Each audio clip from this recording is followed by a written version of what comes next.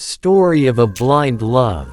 There was a blind girl who hated herself just because she's blind. She hated everyone, except her loving boyfriend. He is always there for her. She said that if she could only see the world, she would marry her boyfriend. One day, someone donated a pair of eyes to her and then she can see everything, including her boyfriend.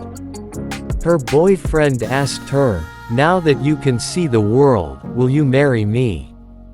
The girl was shocked when she saw that her boyfriend is blind too, and refused to marry him.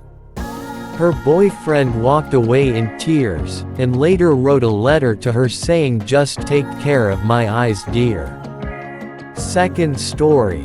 There was a girl named Becca and a boy named Joe. Becca was in a burning house.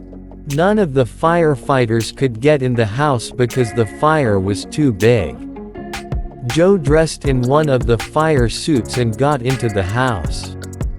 When he got up the stairs, the steps fell off behind him. When he got into her room, he sealed the door up behind him. He held her tight, kissed her, hugged her, then said that he loved her. She asked what was wrong, and he said that he was going to die. Her eyes widened as she began to cry. He picked her up and jumped out of the 4-story house. He landed on his back with her on top of him. He died to save her life. A short love story. Lethargic and weak was the way he felt. Too many hospital emergencies that day were dealt. He had just finished his shift for the night, finally able to feel the breeze and see the morning light. He dragged himself to the pantry for a cup of coffee to drink, pondered about his life as he slowly started to think, all the things he missed out on because he wanted to serve mankind, all the happiness that he could no longer find.